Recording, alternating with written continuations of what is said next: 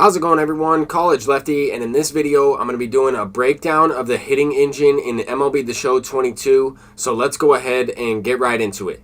And I made a video titled Explaining the PCI Penalty in MLB The Show 22, and that is definitely a video that you'll want to check out. This is almost like a part 2 to that video, kind of breaking down the hitting engine, going into some slow motion PCI placement. And here in this first example, I'm using the brand new monthly award Jock Peterson. This is the one card I wanted to get out of the April monthly award program, just purchase him off the market. And as we go into 1/8 of a frame, slow motion, you can see that I'm kind of timing up this slurve, and it is definitely thrown with early feedback. You can honestly see that he did not want to throw it there, probably missed to the right a little bit, threw it over the middle.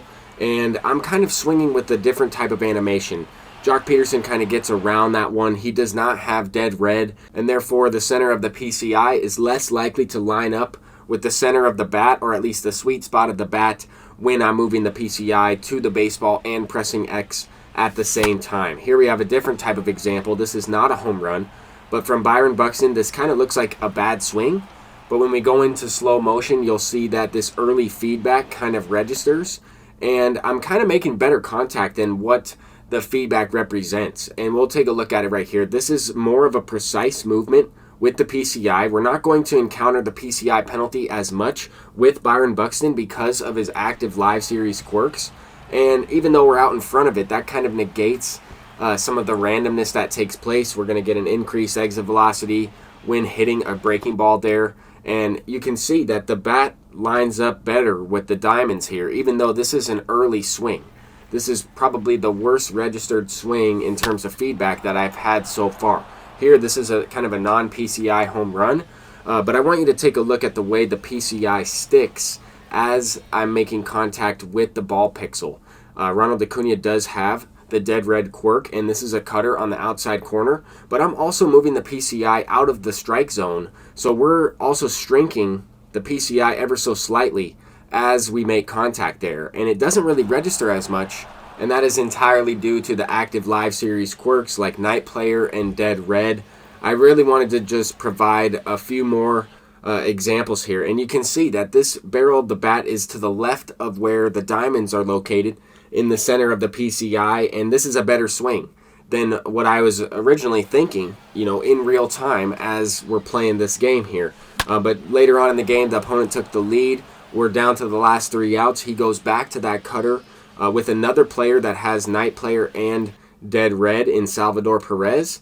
And here we are kind of activating the PCI penalty a little bit, but at the same time, Salvador Perez's quirks negate that. This is more of a precise movement, and we don't really see the PCI shrink all that much, even though you can see it there in the feedback. It is off of the strike zone. It's not entirely off the strike zone. It's probably as far to the right as you can move it. This next example here with Fernando Tatis is one of my favorite ones, just because I'm kind of sitting the PCI right there. I don't really move it all that much. The PCI does not really line up with the ball pixel. Fernando Tatis does not have any active live series quirks in this situation, but he does have 121 clutch as I've paralleled him up a few tiers. We are in, the top of the 3rd inning of a 3-inning game here on All-Star, and this is a 94 mile per hour exit velocity. As I've said, you're going to get an increased exit velo with runners in scoring position due to the fact that the clutch attribute rivals the opposing pitcher's clutch attribute. And here I have the advantage. I'm not really on this pitch at all, but you can see that right before contact, the barrel of the bat is lining up with that portion of the ball pixel. It is the bottom half, and this is the screenshot directly after we made contact. It's very difficult to kind of break these frames down, even in 1/8 of a frame, and try to get the correct screenshots so that way you can see exactly what's happening.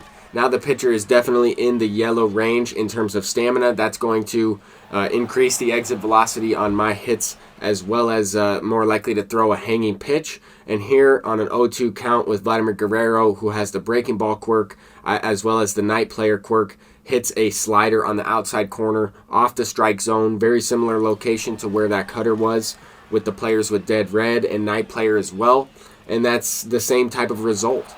And these are all similar types of swings, right? And this is not, a coincidence. This is definitely a part of the way the game is coded. You can compare all of the swings on the outer portion of the plate, including the Byron Buxton swing, and there are a lot of similarities within all of them, and the main difference is the fact that the ones I waited back on long enough and took them the other way, those resulted in home runs. Now this example right here with Jock Peterson is definitely my favorite example. I want you to take a look at what's probably a 15 hit chance pitch, and this is because this is thrown with early feedback. You can tell based on the way the ball is looking as it comes into the strike zone, but I am kind of swinging around this one. It results in a perfect because I have perfect PCI placement and perfect timing, but the way the bat looks in terms of where it makes contact with the ball pixel is very strange to me.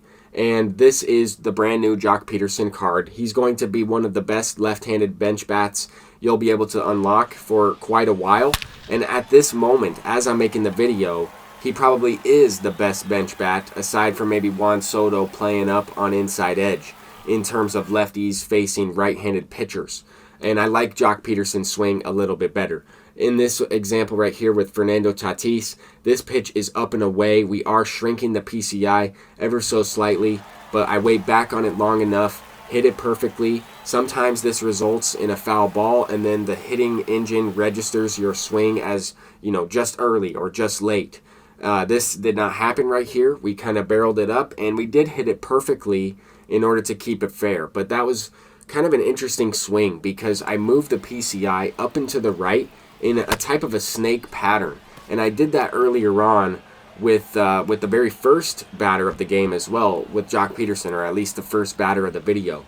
Here we have Shohei Ohtani, who has gotten a downgrade on his contact. The contact attribute is going to make a huge difference. Take a look at this swing here. The ball pixel registers in the top left corner of the PCI in the feedback, but you can clearly see that the barrel of the bat lines up really well. But Shohei Ohtani has an interesting load in this game. There are a few players that kind of have an inconsistent stride animation, and some of those guys are Mickey Mantle, Albert Pujols, Shohei Ohtani, just certain guys I've noticed that kind of pick their foot up and put it down at different points in time as the pitcher is throwing the pitch. Whereas players like Mike Trout, Bryce Harper, Vladimir Guerrero Jr., Trey Turner, they all pick their foot up in stride with a more consistent animation.